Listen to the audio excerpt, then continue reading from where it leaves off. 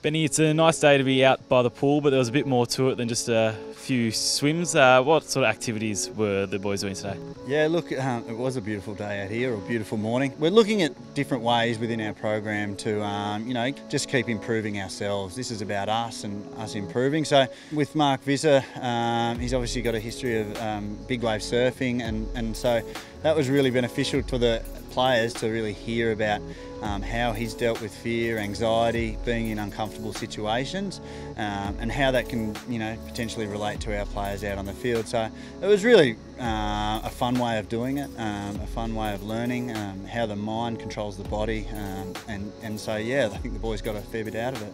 And so where does the swimming element sort of come into this? Well, I think in reality there's no need for swimming for water, for someone that's not a water athlete.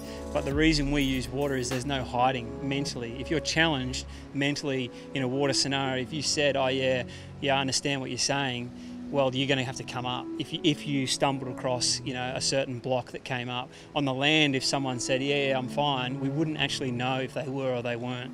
Whereas in the water, you can't hide. There's no hiding in the water, and they were put in a situation that made them feel vulnerable, made them feel way out of their comfort zone.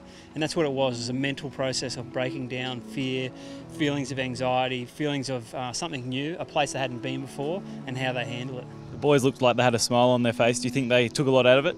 Yeah, I do. There was a couple of guys that were pretty worried about jumping in the water and holding their breath for 25 metres and dealing with that anxiety. So to see those guys, I think Oscar McDonald got a pretty big cheer, and Jake Melksham. So it was great to see those guys come out of themselves and deal with a bit of fear and overcome it. So yeah, it's fantastic. Yeah, I think the biggest thing that we've left with the group is mentally they might have a challenge or a task that comes to them at any point, and as a playing group it may not seem achievable.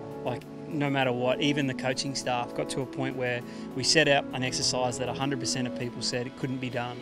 And what we're really doing is just teaching them how to get out of the head and stop thinking and actually tap into the soul, so to speak.